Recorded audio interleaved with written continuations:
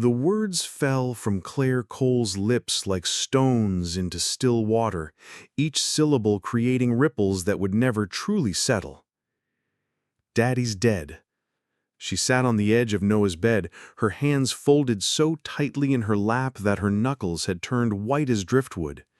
The afternoon light streaming through the curtains seemed almost obscene in its brightness, as if the world had forgotten that everything had just changed forever. Before we jump back in, tell us where you're tuning in from, and if this story touches you, make sure you're subscribed, because tomorrow I've saved something extra special for you. Noah, 12 years old and suddenly feeling ancient, stared at his mother with eyes that held more questions than a boy his age should ever have to ask. But they said he was just on a mission. They said he'd be back for my baseball game. His voice cracked on the last word, and Claire felt something inside her chest tear a little more. 7-year-old Lily sat cross-legged on the floor, her favorite stuffed elephant clutched against her chest. She looked up at her mother with the kind of confusion that only comes from being too young to fully grasp the permanence of death. "Is Daddy coming back for dinner? I made him a picture." Claire closed her eyes, and for a moment she was 25 again, watching Ethan in his dress blues as he knelt down to kiss her goodbye before his first deployment. He had promised her then that he would always come home. It was a promise that had sustained her through 7 years of deployments, midnight phone calls, and the constant, gnawing fear that lived like a shadow in the corner of every military wife's heart. "No, sweetheart," Claire whispered, her voice barely audible. "Daddy's not coming home anymore." The funeral took place on a Thursday morning when the Virginia coast was painted in shades of gray that seemed to match the town's collective grief. The small Baptist church on Elm Street had never held so many people, their pressed uniforms and solemn faces creating a sea of navy blue and black. Veterans from 3 different wars had come to pay their respects, along with neighbors who had watched Ethan Cole grow from a mischievous boy into a man who served his country with quiet honor. But there was something in the air that felt wrong to Noah, something in the way the military officers spoke in vague terms about classified operations and heroic sacrifice. The chaplain's words felt rehearsed, empty of the specifics that should have given meaning to his father's death. When Captain Douglas Reeve approached the podium, his weathered face seemed to carry a weight that went beyond grief. Ethan Cole was the kind of man this country was built on, Captain Reeve said, his voice steady but somehow hollow. He died serving something greater than himself, in circumstances that we cannot fully discuss here today. His eyes flickered momentarily toward the back of the church, where 2 men in dark suits stood with the stillness of centuries. Noah felt his grandmother's hand find his, her fingers worn soft by decades of worry and work. Ruth Cole had buried her own husband 30 years ago, had stood at attention while a flag was folded and handed to her with the same practiced solemnity. But today, something in her weathered face suggested she recognized the dissonance that Noah felt, but couldn't yet name. "Sometimes," Ruth whispered to her grandson as the service droned on, "the truth gets buried deeper than the man." After the service, as the crowd dispersed like leaves in an autumn wind, Lily tugged on her mother's black dress. "Mommy, I can still feel Daddy watching us. He's not really gone, is he? He's just different now." Claire closed her eyes, and for a moment she was 25 again, watching Ethan in his dress blues as he knelt down to kiss her goodbye before his first deployment. He had promised her then that he would always come home. It was a promise that had sustained her through 7 years of deployments, midnight phone calls, and the constant, gnawing fear that lived like a shadow in the corner of every military wife's heart. "No, sweetheart," Claire whispered, her voice barely audible. "Daddy's not coming home anymore." "Like a guardian angel," Lily said, with the matter-of-fact certainty that only children possess. "He's still here, but we just can't see him the same way anymore." 3,000 miles away, in a safe house that smelled of stale cigarettes and fear, Ethan Cole pressed a compress against the bullet wound in his shoulder and tried to make sense of how everything had gone so wrong. The concrete walls around him were stained with dampness and desperation, a far cry from the tidy suburban home where his children were learning to live without him. The betrayal had come from Marcus Kane, his closest friend and teammate for over 5 years. They had served together in Afghanistan, had saved each other's lives more times than either man could count. But somewhere along the way, Marcus had made choices that led him down a path Ethan never could have imagined. The arms deal was supposed to be off the books, Terrell Ramirez said from across the room, his dark eyes haunted by what they had witnessed. Ty had barely made it out alive, carrying Ethan's unconscious body through 2 miles of hostile territory while Marcus's bullets whined over their heads. Marcus has been selling intel to the highest bidder for months. When you started asking questions about those missing weapons, Ethan's jaw tightened. He set us up. It wasn't a question. The pieces had been falling into place during the long, fevered nights he'd spent recovering in this forgotten corner of Eastern Europe. The mission parameters that had never quite made sense, the backup that never came, the way Marcus had insisted on taking point, leading them straight into an ambush. "Your family thinks you're dead," Ty continued, his voice gentle but unrelenting. "Official reports went out 3 days ago. Marcus made sure of it." The words hit Ethan harder than the bullet had. He could picture Claire's face, could imagine her standing in their kitchen trying to find the words to tell Noah and Lily that their father wasn't coming home. He could see Noah's stubborn jaw set in disbelief, could hear Lily's voice asking when Daddy would be back for their next tea party. "I have to get home," Ethan said, struggling to sit up straighter despite the pain that lanced through his shoulder. "I have to tell them." "You can't," Ty's voice was firm, the kind of tone that had kept them both alive in countless firefights. "Marcus has people watching your family.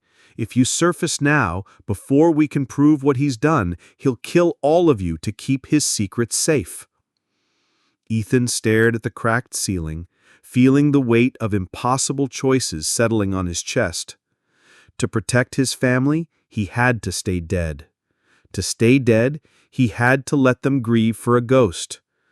But somewhere in the darkness of that choice he found the cold determination that had made him a SEAL. "Then we make sure Marcus pays for what he's done," Ethan said quietly. "And then I go home." 2 weeks after the funeral, Noah Cole sat at the kitchen table doing homework he couldn't concentrate on, while his mother moved through the house like a woman walking underwater. Claire had tried to return to some version of normal life, but normal felt like a foreign country where none of them spoke the language anymore. "Mom," Noah said, setting down his pencil with more force than necessary, "I've been thinking about what Captain Reeves said at the funeral." Claire paused in her methodical folding of laundry, her hand stilling on one of Ethan's old Navy t-shirts. "What about it, sweetheart?" "He said Dad died in classified circumstances, but then he mentioned something about equipment failure. Which is it? Was it the mission or was it mechanical?" Noah's voice carried the kind of logical precision that reminded Claire achingly of his father.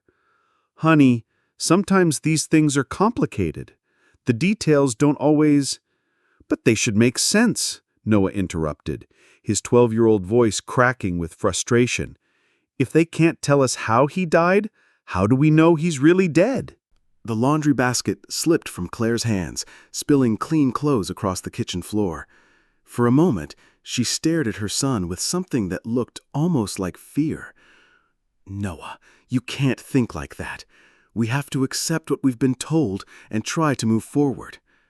But Noah had inherited more than just his father's eyes. He had inherited Ethan's instinct for detecting when something didn't add up, and every official explanation he'd heard felt like pieces from different puzzles forced together. Upstairs in the attic, Lily had created a shrine of sorts for her father. She had dragged her small chair up the narrow stairs and positioned it beneath the window that faced the backyard. Here, Surrounded by boxes of Christmas decorations and forgotten memories, she would sit and have conversations with the empty air. "I know you're listening, Daddy," she whispered to the dust motes dancing in the afternoon light. "Mommy says you can't talk back, but I think she's wrong. I think you're just learning how to talk in a different way." She had been leaving him pictures she'd drawn, carefully folded notes about her day, and sometimes small offerings like the last cookie from her lunch or a flower picked from her grandmother's garden. In her 7-year-old mind, death was simply another form of presence, and she refused to believe that love could be interrupted by something as small as dying. Ruth Cole found her granddaughter there one evening, sitting in the gathering dusk with her eyes fixed on the window. "What do you see out there, little one?" Ruth asked, settling her arthritic bones into the chair beside Lily's. "Sometimes I see him," Lily said simply. "Not like before, but like how you can see the wind by watching the trees move." Ruth followed her granddaughter's gaze to the yard below, where the oak tree Ethan had climbed as a boy swayed gently in the evening breeze. She had raised her son in this house, had watched him grow from a fearless child into a man who carried fearlessness like a weapon. And lately, something in the air felt familiar in a way that made her grandmother's heart beat a little faster. That night, as Claire sat alone in the kitchen, nursing a cup of tea that had long since gone cold, the phone rang. The display showed no number, just a blank screen that seemed to stare back at her accusingly. "Hello?" she answered, her voice barely above a whisper. Nothing but breathing on the other end. Not the heavy breathing of a prank call, but something softer, more controlled. Almost like someone trying very hard not to be heard. "Who is this?" Claire asked, but the line went dead. It was the third such call in as many nights, and each one left her feeling more unsettled than the last.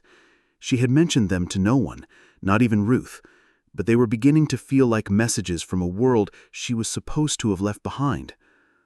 Ethan Cole had spent 3 weeks making his way across 2 continents, using skills he'd learned in training that had never been meant for this kind of homecoming.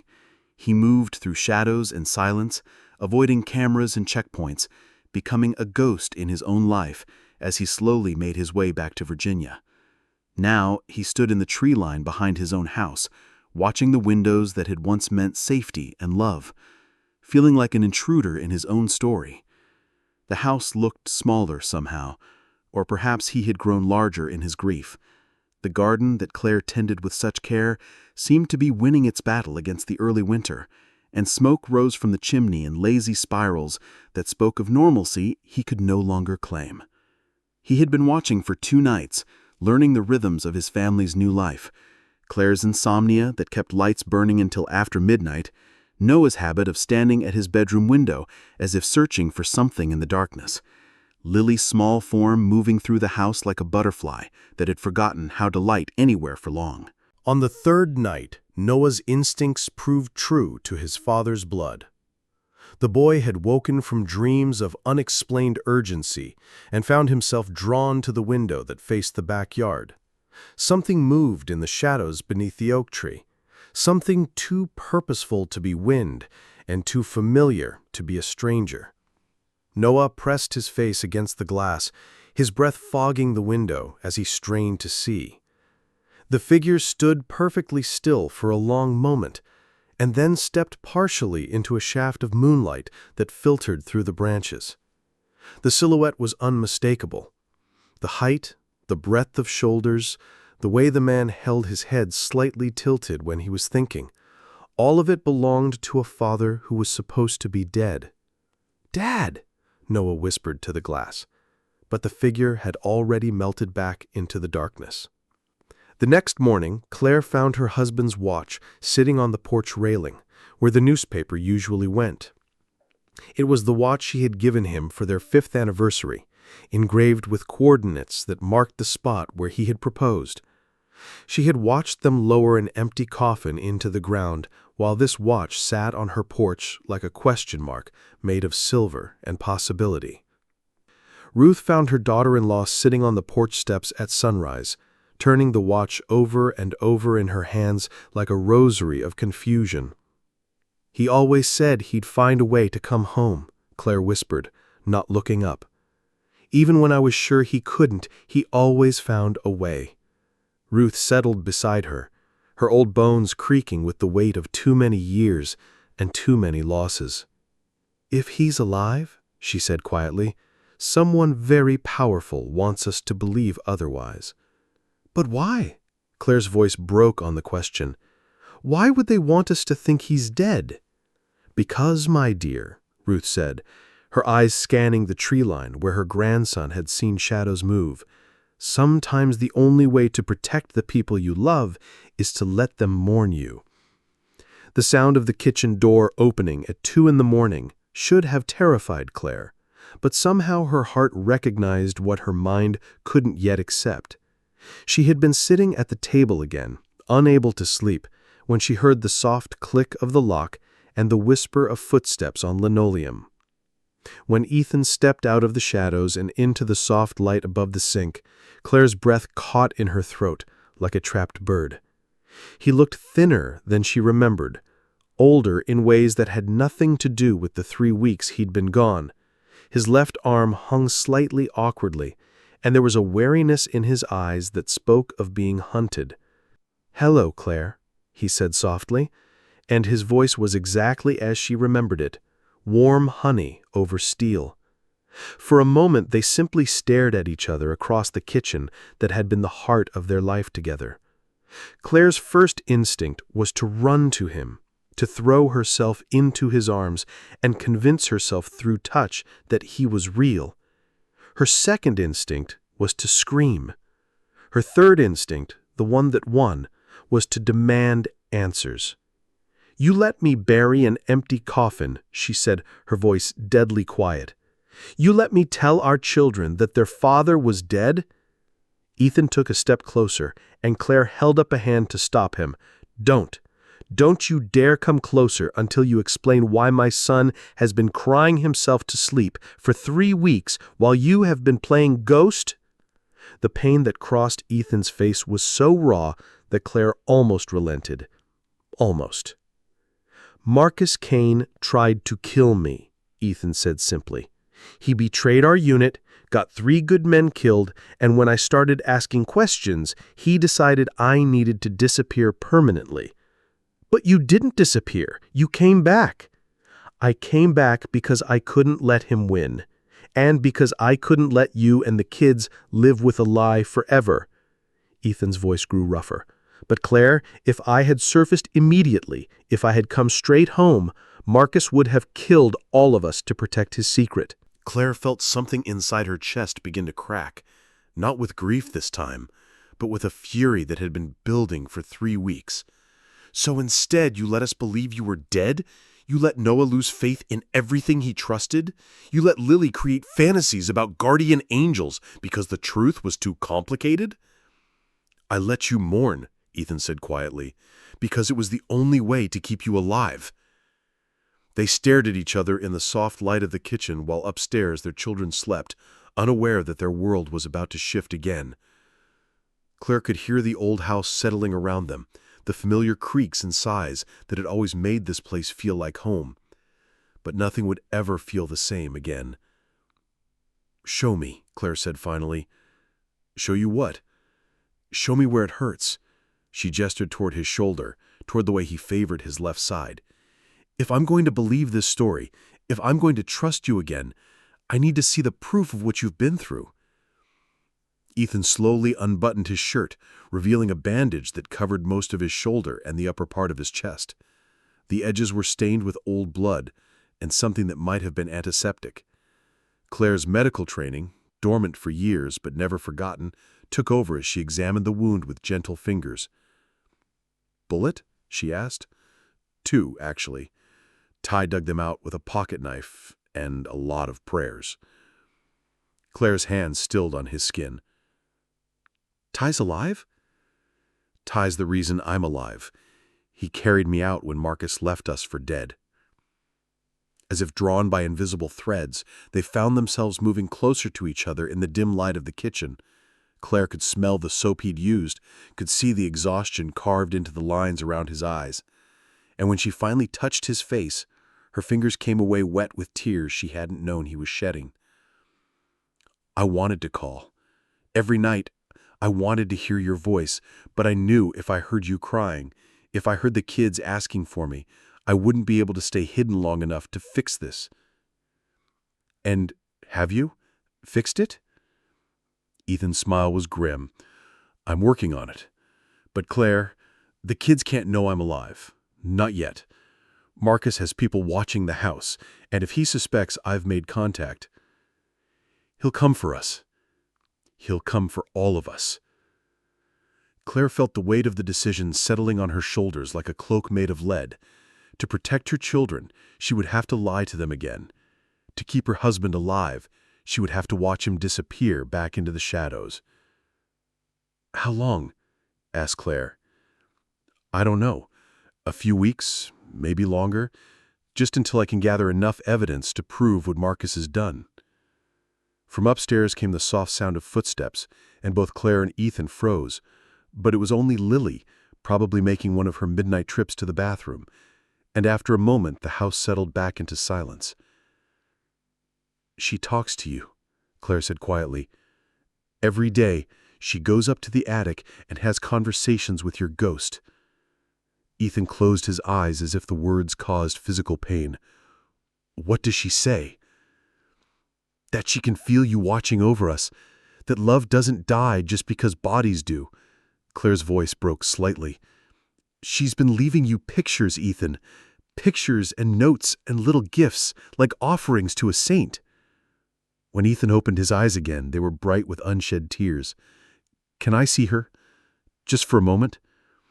Claire knew she should say no. Every practical part of her understood that the safest thing for everyone was for Ethan to leave the way he had come, like a ghost passing through their lives. But the part of her that was still his wife, still the woman who had fallen in love with a young sailor's fierce devotion to the people he protected, found herself nodding. They crept up the stairs like conspirators, avoiding the third step that had always creaked and the loose board in the hallway that had annoyed Ethan for years. Lily's door was cracked open, and they could see her small form curled beneath her favorite quilt, her stuffed elephant tucked securely under one arm. But on the nightstand beside her bed sat a framed photograph of Ethan in his dress blues, and scattered around it were drawings she had made, pictures of a tall man with kind eyes watching over a house, pictures of a family holding hands with an extra figure drawn in lighter pencil, as if you were only partially there. Ethan knelt beside his daughter's bed, his face etched with a grief so profound that Claire had to look away. When he leaned down to brush a kiss against Lily's forehead, the little girl stirred in her sleep and smiled. "Daddy!" she whispered without waking, and Ethan had to bite his lip to keep from making a sound. When they returned to the kitchen, they both understood that everything had changed again.